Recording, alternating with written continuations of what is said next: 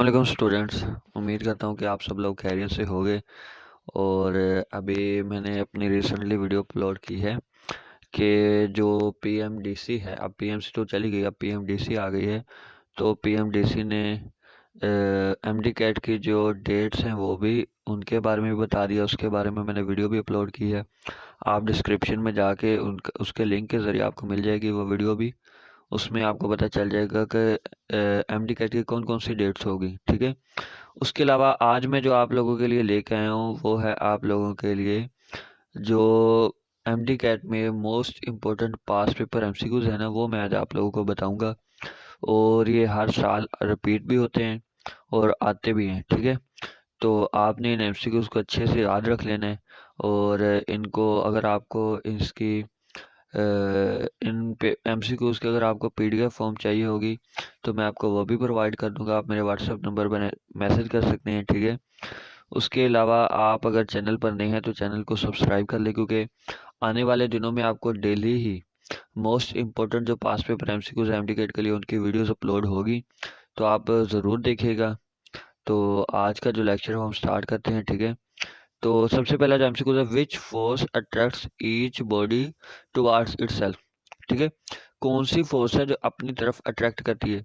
अब जो attractive force है वो ग्रेविटेशनल फोर्स है, ठीक है।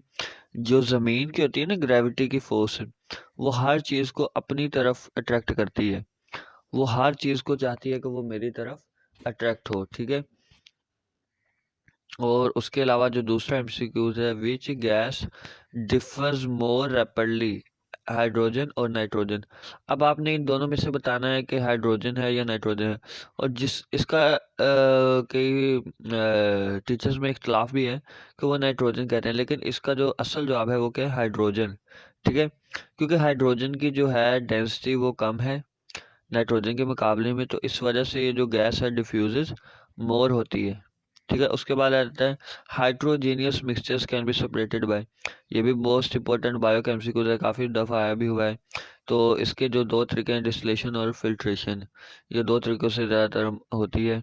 उसके अलावा है a body is travelled at uniform speed of 20 metre per second, find the distance covered in 10 second. बहुत ही आसान एमसीक्यूज है। इसमें ये वाला फार्मूला लगेगा, S equal to V T. तो हमने क्या फाइंड करना है, डिस्टेंस एस, और वी क्या हमें दी है 20, टाइम कितना दिया है 10, ठीक है। तो 10 मल्टीप्लाई बाय 20 आ जाएगा 200 मीटर, ठीक है। ये इसका मीटर पर सेकंड और उसका सेकंड आएगा, तो सेकंड और पर सेकंड कट जाएंगे और कहला मीटर रह जाएगा इसका यूनिट, ठीक है। उसके बाद आ जाती है outer boundary of a cell is known as membrane, ये तो सभी को पता है। अगर उस वो पूछे outer membrane of plant cell, तो फिर कौन सी आएगी, सेल वॉल, ठीक है। प्लांट सेल की होगी सेल वॉल और एनिमल्स की होगी मेम्ब्रेन। उसके बाद है function of endoplasmic reticulum is transport of proteins, ठीक है। इसमें दो हैं, एक तो सिंथेसिस भी होती है प्रोटीन्स की, उसके अलावा इसकी ट्रांसपोर्टेशन भी होती है, ठीक है। ये आपने दोनों याद रखनी है, ठीक है। उसके बाद है सिम्टम्स ऑफ बेनिवोलेंट इज, ये क्या है जी, ग्रेशियस वार्म हीटेड, ठीक है। ये भी मोस्ट इंपॉर्टेंट एमसीक्यू है, काफी दफा आया भी हुआ है। Electron volt is the unit of, ये फिजिक्स का एमसीक्यू है, बहुत ही मशहूर है कि जो इलेक्ट्रॉन वोल्ट है वह किस क्वांटिटी का यूनिट है। तो वो क्या है, क्वांटिटी एनर्जी, एनर्जी का यूनिट क्या है, इलेक्ट्रॉन वोल्ट। ये आपने सेकंड ईयर का फर्स्ट चैप्टर में पढ़ा होगा, इलेक्ट्रॉन वोल्ट ये एनर्जी का यूनिट है, ठीक है। A solution containing excess of solute is called, जिस सॉल्यूशन में एक्सेस ऑफ सोल्यूट होता है उसको हम क्या कहते हैं, हाइपरटोनिक सॉल्यूशन, ठीक है। उसके बाद आ जाता है सिनोनिम ऑफ अडोब इज। अब ये एमसीक्यूज आ रहे हैं हमको इंग्लिश के, ठीक है। अडोब का जो एमसीक्यूज क्या है, क्ले। अडोब क्या होती है जी, मट्टी, इसको हम क्या कहते हैं, मट्टी। और ये क्ले क्या है, इसका मतलब क्या है, मट्टी या रेत, ठीक है। उसके बाद आता है सिनोनिम ऑफ सर सरकमवेंटिव्स, तो इसका क्या है, अवॉइड। इसका सरकमवेंट का मतलब होता है बचना या इग्नोर करना, ठीक है। किसी चीज को इग्नोर करना या उससे बचना, ठीक है। उसके बाद आ जाता है कोलेस्ट्रॉल इज आ। हाँ, कोलेस्ट्रॉल क्या है जी, हमें कोलेस्ट्रॉल का पता है, कोलेस्ट्रॉल एक लिपिड है। और ये लिपिड की कौन सी फॉर्म है, स्टीरॉयड। कौन सी फॉर्म है? स्टीरॉयड फॉर्म है लिपिड की, ठीक है। उसके बाद है हेमोग्लोबिन। ये तो बहुत ही आसान एमसीक्यू है, पीएमसी में 2 बार रिपीट भी हुआ है। Number of amino acid in 1 molecule of haemoglobin. कितने हैं जी 1 मॉलिक्यूल ऑफ हेमोग्लोबिन में? 141। और अगर 2 मॉलिक्यूल्स होंगे तो उसमें कितने होंगे? 256। और अगर 3 होंगे तो उनमें तादाद बढ़ती जाएगी, ठीक है। आपने 1 मॉलिक्यूल में 141 है तो इसको मल्टीप्लाई कर ले 2 से, तो जो भी जवाब आता है आप देख ले। 141 को जब 2 से मल्टीप्लाई करेंगे, 2 1 जार 2, 2 4 जार 8 और 2 1 जार 2, 282 आएंगे, सॉरी। तो वो है 282 हो गए 2 मॉलिक्यूल्स में, ठीक है। उसके बाद आ जाता है सिनोनिम ऑफ एनिहिलेशन इज। इसका क्या है जी? सिनोनिम डिस्ट्रक्शन है, क्योंकि जो एनिहिलेशन होती है वो क्या होती है? तबाही। क्या होती है? तबाही, ठीक है। उसके बाद आता है if two forces of 3 Newton and 4 Newton are acting on a body making an angle of 90 with each other, the magnitude of that force will be 5 Newton। इसका जो हमने फार्मूला लगाना है वो ये वाला लगाना है हमने कि F हमने टोटल मालूम करनी है, 2 फोर्सेस F1 प्लस F2, ठीक है। F1 कितनी है? इसके हमने मैग्नीट्यूड मालूम करनी है तो हम इसका स्क्वायर रूट लेंगे, ठीक है। 3 square plus 4 square square root, ठीक है। 3 का स्क्वायर क्या आएगा जी? 9 और 4 का आएगा 16। तो इनका जब स्क्वायर रूट लेंगे तो 20, जब इनको प्लस करें 25 और 25 का स्क्वायर रूट लेंगे तो कितना आएगा? 5 न्यूटन, ठीक है। उसके बाद आता है scalar product is also guard. ये तो बहुत ही आसान है, 11वीं फर्स्ट ईयर का टॉपिक है, उसमें लिखा हुआ स्केलर और डॉट प्रोडक्ट एक ही चीज़ होती है, तो इसको क्या कहते हैं? डॉट प्रोडक्ट, ठीक है। उसके बाद लिखा विच बल्ब गिव्स मोर ब्राइटनेस। ये एमसीक्यूज भी है और सवाल भी है फिजिक्स का। ये चैप्टर नंबर आई थिंक मेरे ख्याल से चैप्टर नंबर 12 का है या 13 का है, सेकंड ईयर में, कि कौन सा बल्ब ज़्यादा ब्राइटनेस देगा। तो उन्होंने हमें पावर बताई हुई है, तो अगर जिसमें करंट ज़्यादा फ्लो होगा तो वो हमें ज़्यादा देगा। मीन कि अगर पावर ज़्यादा है तो करंट भी ज़्यादा है। अब पावर देखें 100 वाट ज़्यादा है या 60? ऑब्वियसली 100 वाट ज़्यादा है, तो इस वजह से इसकी ब्राइटनेस क्या होगी? ज़्यादा होगी, ठीक है। पावर का डायरेक्ट रिलेशन होता है पावर इज टू वी आई, ठीक है। तो डायरेक्ट इसका बन जाता है रिलेशन, डायरेक्ट इसका आई से भी बन जाता है। तो जितनी ज़्यादा पावर होगी उतना ज़्यादा करंट होगा और उतनी ही ज़्यादा ब्राइटनेस होगी। How many sides surface prism has. जो प्रिज्म होता है उसकी कितनी साइड्स होती हैं?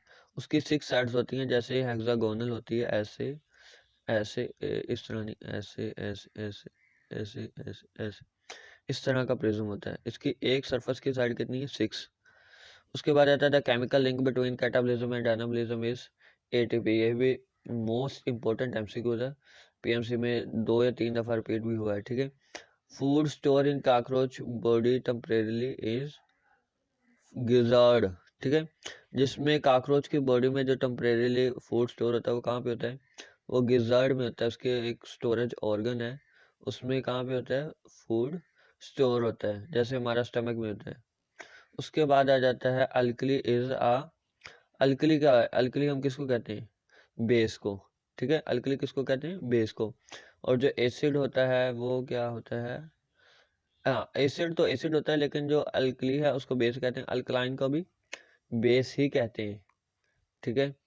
उसके बाद आता है distance covered by a body in unit time is called speed.